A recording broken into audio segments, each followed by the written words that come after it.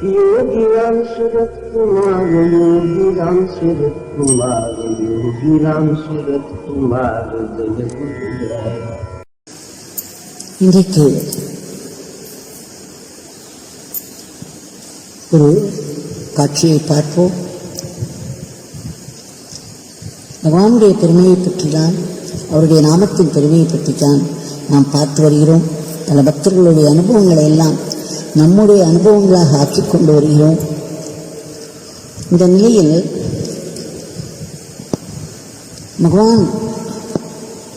பகவானாக இருந்தும் கூட இறைவனோடு எப்பொழுதும் ஒன்றி இருந்த போதும் அவர் ஆரம்ப நாட்களில் திருவண்ணாமலையில் வந்தபோது எத்தனை விதமான ஹிம்சைகள் இருக்கிறதோ அத்தனை ஹிம்சைகளையும் அனுபவித்திருக்கிறார் என்று தெரியும். இன்று பலர் என்னிடம் கேட்டு எழுதுகிறார்கள், எங்களுக்கு ஏன் இப்படி வந்தது? நாங்கள் நிறைய நாமம் சொன்னோமே, எங்களால் உயிரை காப்பாற்ற முடியவில்லையே, எங்களுக்கு மட்டும் ஏன் இப்படி வந்தது என்று கேட்கிறார்கள்.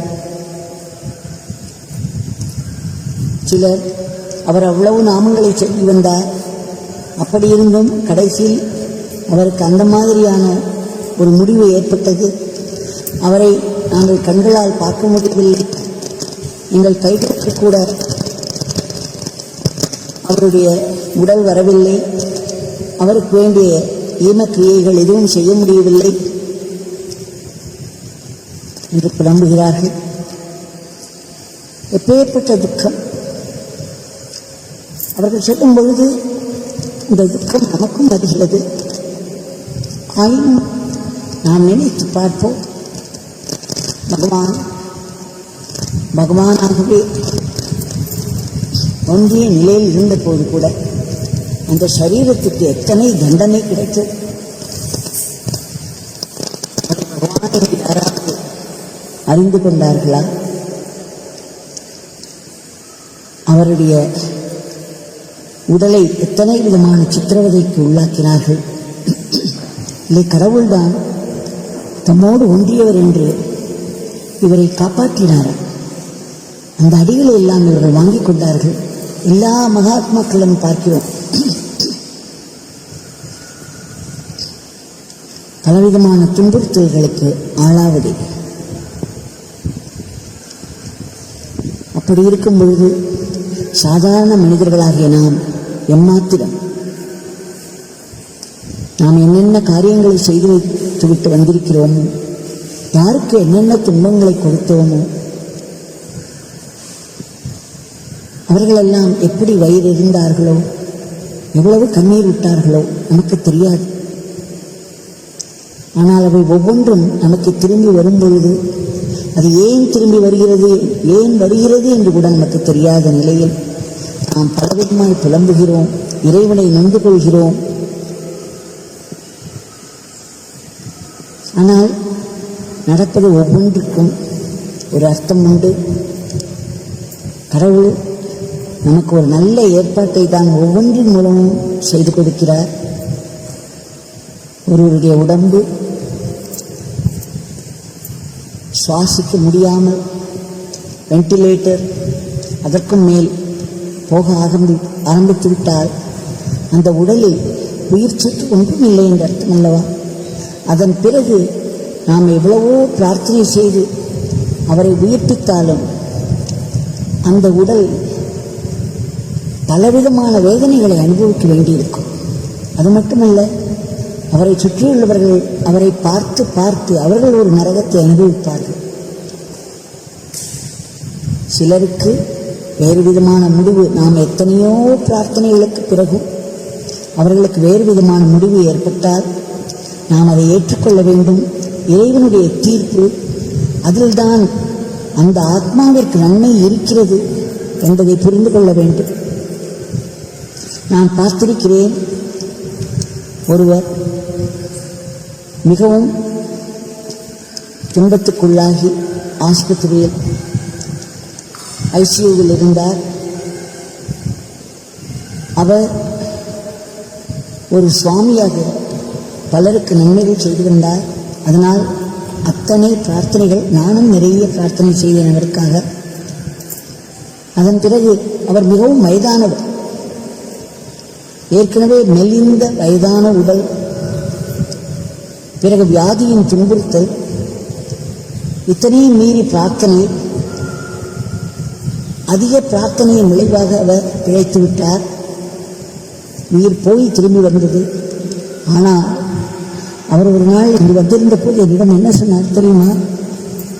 இவர்களுக்கெல்லாம் தெரியவில்லை, ஏதோ செய்து இந்த உடலை உயிரை தக்க வைத்து விடுகிறார்கள். அதற்கு பிறகு எத்தனை விதமான நரகங்களை இந்த உடல் அனுபவிக்கிறது என்பதை எப்படி அவர்களுக்கு எடுத்துச் சொல்வது?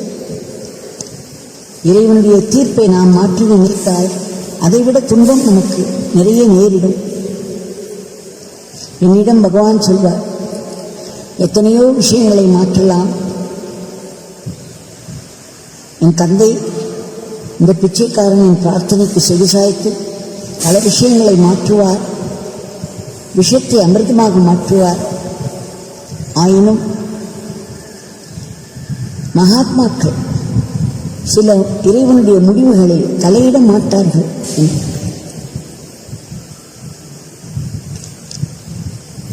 அதை நாம் ஏற்றுக்கொண்டால் அந்த உடலை விட்டு சென்ற ஆத்மாவிற்கும் நிம்மதி.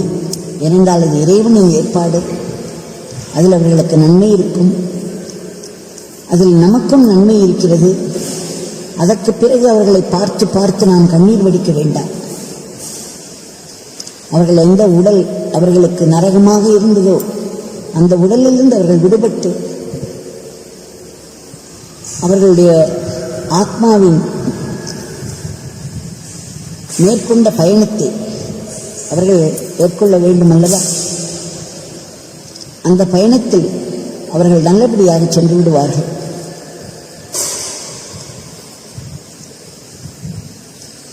ஆக எல்லாவற்றிலும் இறைவனின் ஏற்பாடு, இறைவனுடைய அருளை காண்பதுதான் நாம் திரும்ப திரும்ப மகாத்மாக்களிடம் பார்க்கிறோம். நம்மால் இதையெல்லாம் தாங்க முடியவில்லை. ஆனால் மகாத்மாக்கள் பாருங்கள் எவ்வளவு தூரத்துக்கு எல்லாவற்றையும் தாங்கிக் கொள்கிறார்கள் என்று. அசிசி என்ற ஒரு நகரத்தில் செயின்ட் பிரான்சிஸ் என்பவர் வாழ்ந்து வந்தார். அவர் பல கடுமையான விரதங்களை மேற்கொண்டவர், அகோர தபஸ் செய்தவர். அந்த தபஸினால் அவர் மனம் மிகவும் சாத்வீகமாக ஆகியிருந்தது. எல்லோரிடம் இரக்கம், யாரையும் மன்னிக்கும் சுபாவம் இருந்தது. எத்தனை கஷ்டங்களானாலும், அந்த உடலுக்கு எத்தனை தண்டனை ஏற்பட்டாலும் அதை தாங்கிக் கொள்ளும் சாத்வீகம் அவரிடம் இருந்தது. அவர் ஒரு முறை அவருடைய சீடர் லியோ என்பவருடன் பில்கிரிமேஜ் என்று சொல்லுவோம் அல்லவா, புனித யாத்திரை, சான் மரீனோ என்ற ஒரு இடத்தை நோக்கி, அங்குள்ள கிறிஸ்துவ ஆலயத்தை நோக்கி அவர் சென்று கொண்டிருந்தார். காலையிலேயே கிளம்பிவிட்டார்கள். ஒரே நடைதான். நடந்து நடந்து நடந்து களைப்புற்று இருந்தார்கள். திடீரென்று இடி இடிக்க ஆரம்பித்தது. மழை, மின்னல், ஒரே அடியாக பலத்த மழை. அவர்கள் தொப்பலாக நனைந்தார்கள்.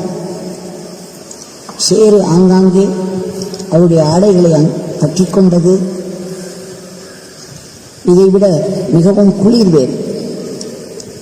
விடவிட என்று நடுங்கிக் கொண்டே அவர்கள் மீண்டும் மீண்டும் நடந்தார்கள். இதில் வழியில் எங்கும் உணவு கிடைக்கவில்லை, குடிப்பதற்கு தண்ணீர் கிடைக்கவில்லையா? இத்தனை கஷ்டங்களோடு அவர்கள் சென்று கொண்டிருந்தார்கள். மிகவும் களைப்புற்று விட்டார்கள். இப்போது நடு இரவு வந்துவிட்டது. இன்னும் நடந்து கொண்டிருந்தார்கள். கூட வந்தவருக்கு பிரான்சிஸ் அளவுக்கு ஆத்ம சக்தி இல்லை எதையும் தாங்குவதற்கு. அவர் சற்று அதிர்ந்து போனார். ஆனாலும் இவருடைய இருப்பின் பிரகாசத்தால் அதை அவர் தாங்கிக் கொண்டார். அப்பொழுது திடீரென்று செயின்ட் பிரான்சிஸ் லியோ அவர்களை பார்த்து கேட்டார், உனக்கு யார் உண்மையான ஞானி, யார் உண்மையாகவே கடவுளை அடைந்தவர் என்று தெரியுமா? லியோ அவர்கள் மௌனம் சாதித்தார். உடனே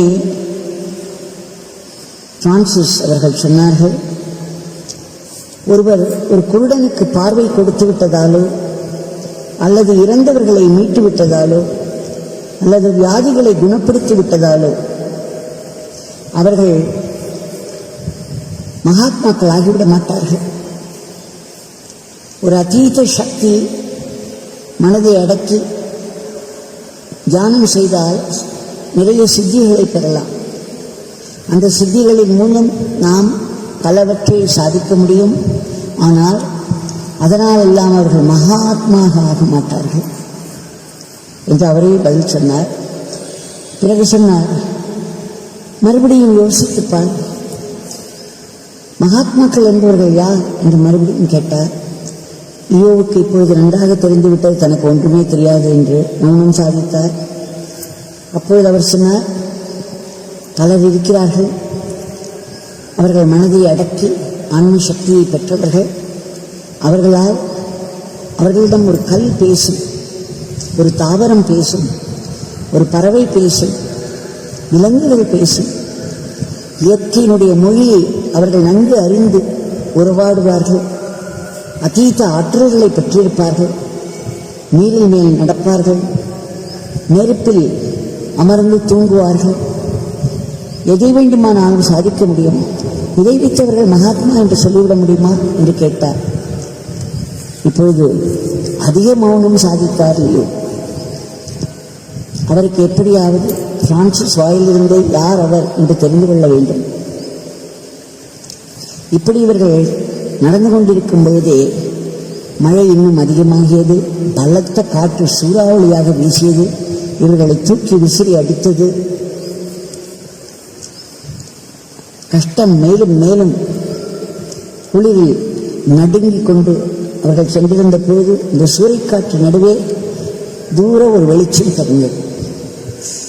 அப்பாடா என்று இருந்தது லியோ அவர்களுக்கு. ஏனென்றால் இந்த சான் மரீனோ வந்துவிட்டது என்ற அர்த்தம்.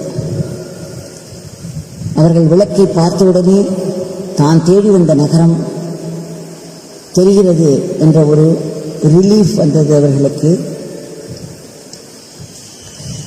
இப்பொழுது லியோ கேட்டார், பிரான்சிஸ் பிரதர், தாங்கள் இன்னும் சொல்லவில்லையே யார் உண்மையான மகாத்மா என்று. உடனே அவர் சிரித்துக் கொண்டே கேட்டார், எல்லாவற்றையும் துறந்து துறவிகள் என்று பெயர் பெறுகிறார்களே அவர்கள் மகாத்மாக்களா லியோ என்று கேட்டார். லியோ மறுபடியும் மௌனம் சாதித்தார். இவர் பதில் சொல்லாமல் கேள்விகளாகவே கேட்டுக்கொண்டு போகிறார் என்று. பிறகு பிரான்சிஸ் அவர்கள் சொன்னார், இதனால் மகாத்மா ஆகிவிட முடியாது,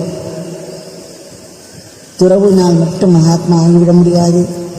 இயற்கையோடு நேசம் வைத்து இணைந்து அவர்களுடைய மொழிகளை தெரிந்து கொள்வதால் மட்டும் மகாத்மா ஆகிவிட முடியாது.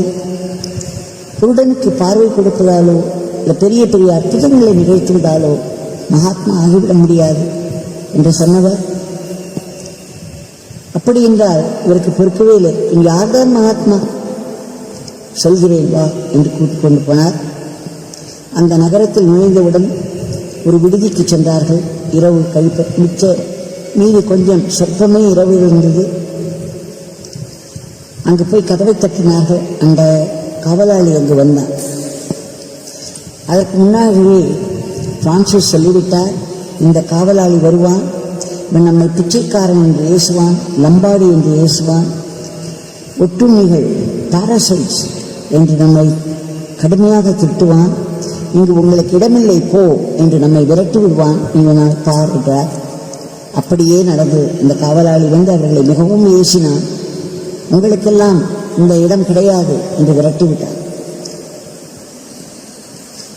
பிரான்சிஸ் சொன்னார், லியோ மறுபடியும் கதவை தட்டு என்றார். இப்பொழுது அந்த காவலாளி மிகுந்த சினத்தோடு வந்தான். கையில் ஒரு பெரிய கம்பு எடுத்து வந்தான். அந்த கம்பினால் அவர்களை நன்றாக போட்டார். அயோக்கியர்கள். எத்தனை சொன்னாலும் இப்படி தொந்தரவு கொடுத்து கொண்டே இருக்கிறீர்கள் இரவு வேளையில் என்று அவர்களை நன்கு அடித்து விரட்டிவிட்டார். அதனால் அவர்கள் அந்த வெட்ட வெளியில், அந்த கொட்டும் மழையில் எங்கேயோ ஒரு ஓரமாக ஒதுங்கி கொண்டு படுத்தார்கள். குளிரில் உடல் விரைத்து விட்டது. உடலெல்லாம் குடிப்பதற்கோ சாப்பிடுவதற்கோ ஒன்றும் கிடைக்கவில்லை. இப்பேற்பட்ட ஒரு அவல நிலையில் பிரான்சிஸ் அவர்கள் சொன்னார்கள் அமைதியோடு, அந்த காவலாளி யார் தெரியுமா? அவர்தான் கடவுள் என்றார். லியோவுக்கு எப்படி இருந்திருக்கும்? அப்பொழுது பிரான்சிஸ் அவர்கள் சிரித்துக் கொண்டே சொன்னார்கள், இப்பேற்பட்ட நிலையில் நாம் எப்படி ஒரு களைத்து வந்திருக்கிறோம், எப்படிப்பட்ட ஒரு அவல நிலையில் வந்திருக்கிறோம். நமக்கு ஒரு 2 அடி இடம் கொடுத்தால் எவ்வளவு சௌகரியமாக இருந்திருக்கும். ஆனால் அதை கூட கொடுக்க விடாமல் அந்த காவலாளி மூலமாக நமக்கு எப்பேற்பட்ட கடுமையான சொற்கள் நம்மேல் வந்து விழுந்தது. சொல்லால் அடி, கம்பினால் அடி வாங்கினோம் அல்லவா? இத்தனையும் மீறி அந்த காவலாளியிடம் நீ கடவுளை பார்த்தாயானால் நீ மகாத்மா என்றார். ஒரு மகாத்மா நம்மை டார்ச்சர் என்று சொல்வார்கள் அல்லவா? அப்படி ஒரு துன்புறுத்துவர், அப்பேற்பட்ட துன்புறுத்தும் கொடியவர்களிடம் கூட கடவுளை பார்க்க முடிந்தால், அவர்களிடம் நமக்கு அன்பு சிறக்குமானால் நாம் கடவுளை எட்டிவிட்டோம், கடவுளோடு ஒன்றிவிட்டோம் என்பது உண்மையாகிவிடும். இதைத்தான் ஒரு மகாத்மாவிற்கு லட்சணமாக, இலக்கணமாக செயின்ட் பிரான்சிஸ் அவர்கள் சொன்னார்கள். அவர் அந்த மகாத்மாவாக இருந்து கொண்டு அதே நிதானத்தோடு சிரித்துக் கொண்டே சொன்னார். இப்பொழுது நம்முடைய பகவானுடைய வாழ்க்கைக்கு வருவோம். பகவான் சுற்றித் திரிந்த நாட்கள். ஒரு முறை அவர் பழைய பஸ் ஸ்டாண்ட் திருவண்ணாமலை நோக்கி போய்கொண்டிருந்தார். அவர் கையில் எந்த பொசிஷன்ஸும் கிடையாது, அவருக்கென்று எந்த உடைமையும் கிடையாது. கையில் கொட்டாங்குச்சி வைத்திருந்தார், ஒரு விசிறி வைத்திருந்தார், 4-5 பேப்பர்கள். அவர் எப்பொழுதும் உலக செய்திகளை படித்து அதற்கு தகுந்தாற்போல் இறைவனையில் ஈடுபடுவார். அவரை திடும் என்று 4-5 ரவுடிகள் சூழ்ந்தார்கள். அவர் கையில் இருந்த கொட்டாங்குச்சி, விசிறி, பேப்பர் எல்லாவற்றையும் தூக்கி எறிந்தார்கள். பிறகு அவரை பந்தாடினார்கள். ஒருவர் அவரை அடித்து போட்டு இன்னொருவரிடம் தூக்கி போடுவார், இன்னொருவர் அவரை அடித்துவிட்டு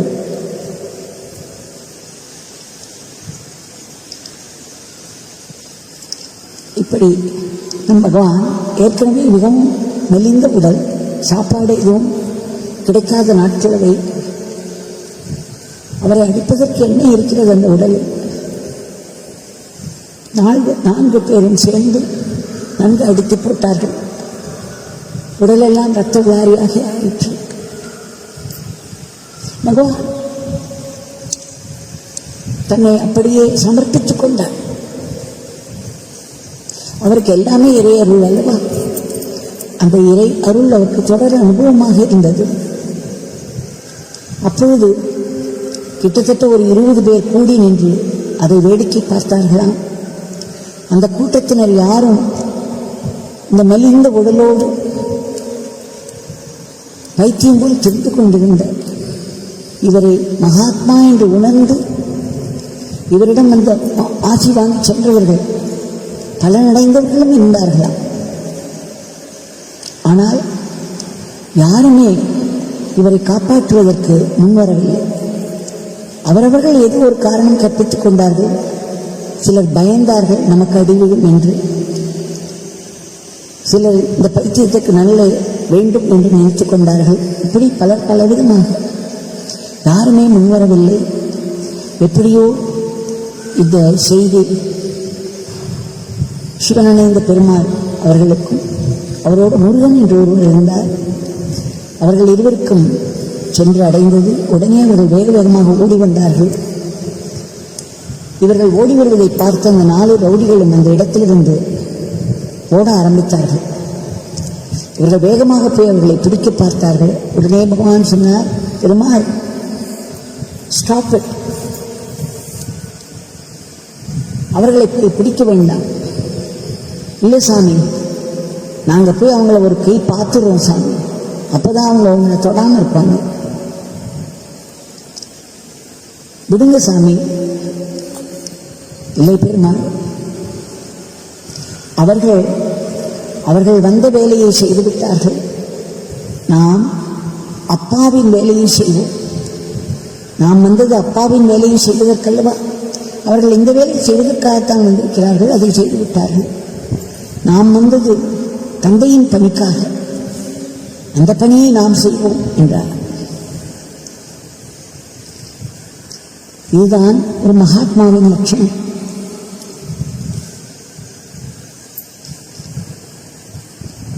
வந்தவர்கள் எவ்வளவு தீயவர்களாக இருந்தாலும் அவர்கள் அந்த தீயவர்கள் பணியை செய்வதற்காகத்தான் அந்த பிறவி எடுத்திருக்கிறார்கள்.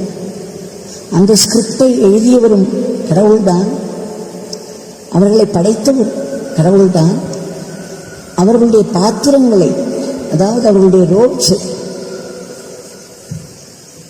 செய்விப்பவரும் கடவுள்தான். ஒரு நாடகத்தில் அவரவர்கள் என்ன ஒரு பாத்திரத்தை மேற்கொண்டிருக்கிறார்களோ அந்த பாத்திரத்துக்கு தகுந்த உடையை அணிய வேண்டும், அதற்குரிய வச்சனத்தை பேச வேண்டும்.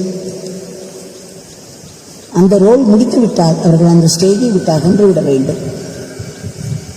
இப்படி வாழ்க்கையே ஒரு பெரிய நிரந்தர நாடகமாக பார்ப்பவர்கள் மகாத்மாக்கள். அதில் யார் யாருக்கு என்னென்ன ரோல் உண்டோ அந்தந்த ரோல், அந்தந்த வச்சனம், அதற்குரிய நேரம், இப்படியெல்லாம் இறைவனால் ஏற்படுத்தப்பட்ட ஒரு திரைப்படமாய் வாழ்க்கை ஓடிக்கொண்டிருக்கிறது.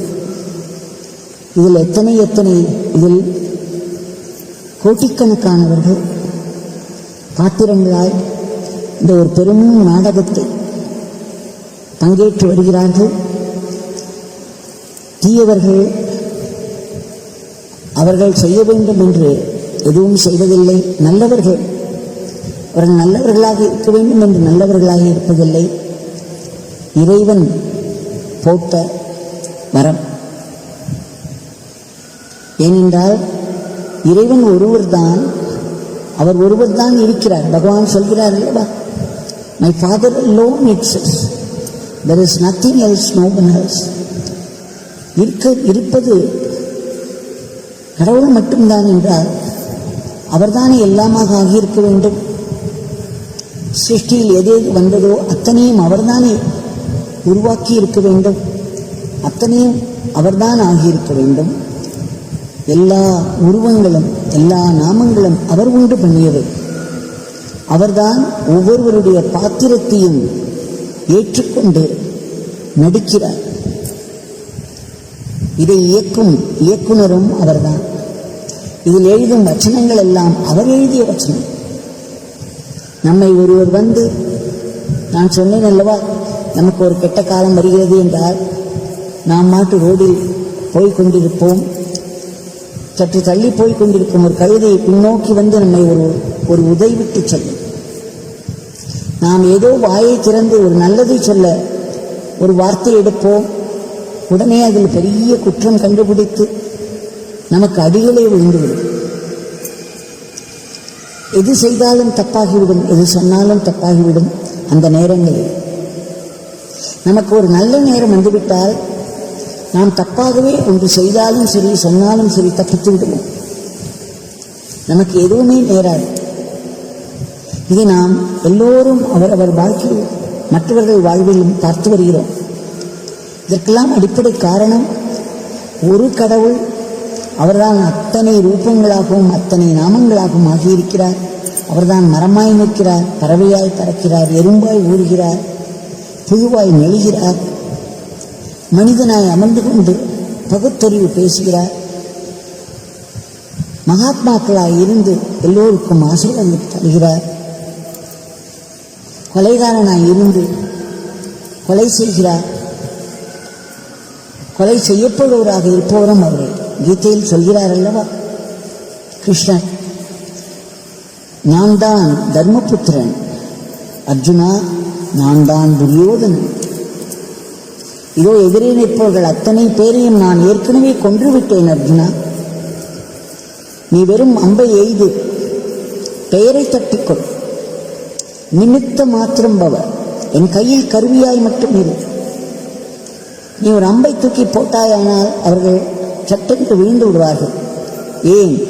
அவர்களுடைய உயிர் சத்தை நான் ஏற்கனவே எடுத்து விட்டேன். என்னுடைய சங்கல்பத்தினால் அத்தனையும் நிகழ்கிறது. ஒவ்வொன்றையும் நான் இயக்குகிறேன். இந்த ஒரு பெரிய இட்டர்னல் டிராமா, இதை ஒன் மேன் ஷோ என்று சொல்லலாம், ஒன் காட் ஷோ. இயக்குனராகவும் பல பாத்திரங்களாகவும் ஹீரோவாகவும் வில்லனாகவும் மேடையாகவும் வச்சனங்களாகவும் இதையெல்லாம் பார்த்து கொண்டிருக்கும் ஆடியன்ஸாகவும் இருப்பவர் அவர் ஒருவர். இதை நாம் நினைவில் வைத்துக் கொள்வோம். அதனால் என்ன ஒன்று நடந்தாலும் இது கடவுளுடைய ஸ்கிரிப்ட் இந்த மாதிரி இருக்கிறது. இன்றைக்கு இவர் மூலமாய் இந்த பேச்சுக்கள் நமக்கு வர வேண்டும். கடவுளுடைய ஸ்கிரிப்ட். அவர் பாவம் பேசுபவரும் அவர் அந்த கேரக்டராக வந்திருக்கிறார். அவர் அந்த வச்சனத்தை தான் பேச முடியும். அவருக்கு மாற்றி நினைக்கவும் தோன்றாது. அவர் உள்ளே அதற்கு தகுந்த மாதிரி வாசனைகள் உட்கார்ந்து கொண்டிருக்கும். அதை உபயோகித்து கடவுள் அந்த நேரத்தில் அவரை அந்த மாதிரியான ஒரு பாத்திரத்தை ஏற்கச் செய்து விடுவார். ஆக நிரந்தரமாக இவை நடந்து கொண்டிருக்கின்றன. நம்முடைய பகவான் ஆனால் ஒரு வார்த்தை சொல்லியிருக்கிறார், எப்பேற்பட்ட அபய வார்த்தை. சுதாமாவில் ஒரு நாள் என்னிடம் சொன்னார், இந்த பிச்சைக்காரனுடைய பெயரை சதா சொல்லிக் கொண்டிருப்பவர்களுக்கு கடைசி நிமிடம் வரும்பொழுது இந்த பிச்சைக்காரன் நேரிலே வந்து உட்கார்ந்து அவர்கள் கையை பிடித்து அழைத்து செல்வான். நான் உடனே கேட்டேன், உங்களுடைய நாமம் சொல்பவர்கள் எல்லோருக்கும் இது பலிக்குமா என்று. அவர் உடனே சொன்னார், ஆமாம் தேவகி, இந்த பிச்சைக்காரனுடைய பெயரை சொல்லிக் கொண்டிருப்பவர்கள் எல்லோருக்கும் என்னுடைய காட்சி கிட்டும் அவர்களை கையை பிடித்து நான் அழைத்துச் செல்கிறேன்.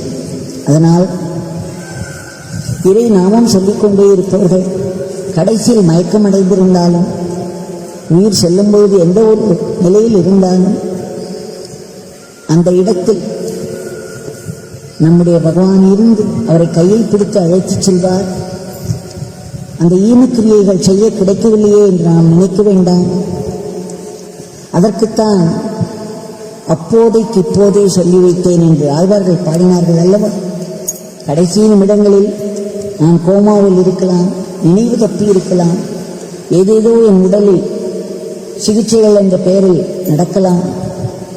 ஆனால் அப்பொழுது என்னால் உன்னுடைய நாமத்தை சொல்ல முடியாது. இப்பொழுதே சொல்லிவிடுகிறேன் உன்னுடைய நாமத்தை. அதனால் நாம் உடல் நலத்தோடு இருக்கும் பொழுது, நினைவு தப்பாமல் நாம் நடமாடிக்கொண்டிருக்கும் பொழுது பகவானுடைய நாமத்தை நிறைய நிறைய நிறைய சொல்வோம். பகவானிடம் சொல்வோம், அப்போதைக்கு இப்போதே சொல்லி வைத்தோம் என்று விடாமல் பகவானுடைய நாமத்தை சொல்வோம். நமக்கு அந்திம காலங்களில் அது விசேஷமாய் உதவியை செய்யும். பகவானுடைய காட்சி கிட்டும். அவர் நம்மை கையை பிடித்து அழைத்துச் செல்வார். அதைவிட நமக்கு வேறு என்ன வேண்டும்? நாம் எத்தனையோ பிரார்த்தனைகள் செய்து கொண்டும் இறைவனுடைய தீர்ப்பு வேறு மாதிரியாக ஒரு ஆத்மாவிற்கு இருந்தால் அந்த ஆத்மாவிற்கு அதுதான் நல்லது. அதை மீறி அந்த உடலில் அந்த உயிரை நாம் தேக்கி வைத்து திணித்து வைத்தோமானால் அதற்கு பிறகு அந்த ஆத்மாவிற்கு வாழ்க்கை நரகமாகிவிடும்.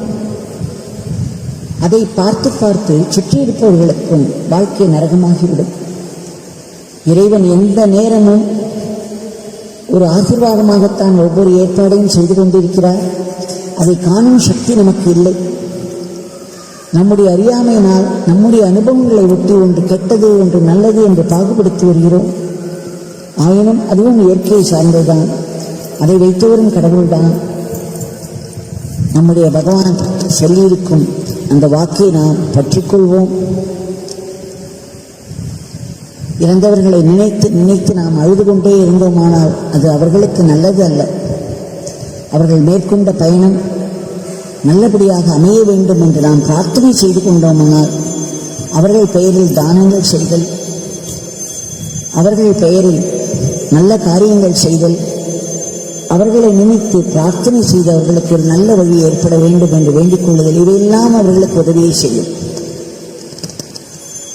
அதை விட்டு அவர்கள் நம்மை பிரிந்து விட்டார்களே என்று சதா அழுது கொண்டே இருந்தோமானால் அந்த ஆத்மாவிற்கு நிம்மதி இல்லாமல் அது மேற்கொண்டு சொல்ல முடியாது, திரும்ப பூமிக்கும் வர முடியாது. அவர்கள் வந்து உங்கள் பக்கத்திலேயே நின்றாலும் உங்களால் பார்க்க முடியாது. அவர்கள் பக்கத்திலே நின்று உங்களிடம் பேசினால் உங்களுக்கு காது கேட்காது. அவர்களோடு நம்மால் தொடர்பு கொள்ள முடியாது. ஆகவே இறைவனுடைய தீர்ப்பை நாம் அமைதியாக ஏற்றுக்கொண்டு அவர்களுக்கு நம்மால் செய்ய முடிந்ததை செய்து அவர்கள் நன்மைக்காக பிரார்த்தனை செய்யலாம். அவர்களுக்காக நாம் பிரார்த்திக்கும் ஒவ்வொரு எண்ணமும் நமக்கும் நன்மை செய்யும், அந்த ஆத்மாவிற்கும் அது நன்மையை செய்யும். மகாத்மாக்கள் அதற்காகவே வந்திருக்கிறார்கள். அவர்களுடைய திருவடி தாமரைகளை நாம் பற்றிக்கொள்வோம். அவர்கள் கொடுக்கும் நாம மந்திரத்தை சதா உச்சரித்து வருவோம். அதில் பல நன்மைகள் நமக்கு ஏற்படும். இன்றைய பிரார்த்தனையை பகவானிடம் சமர்ப்பித்துக் கொள்வோம்.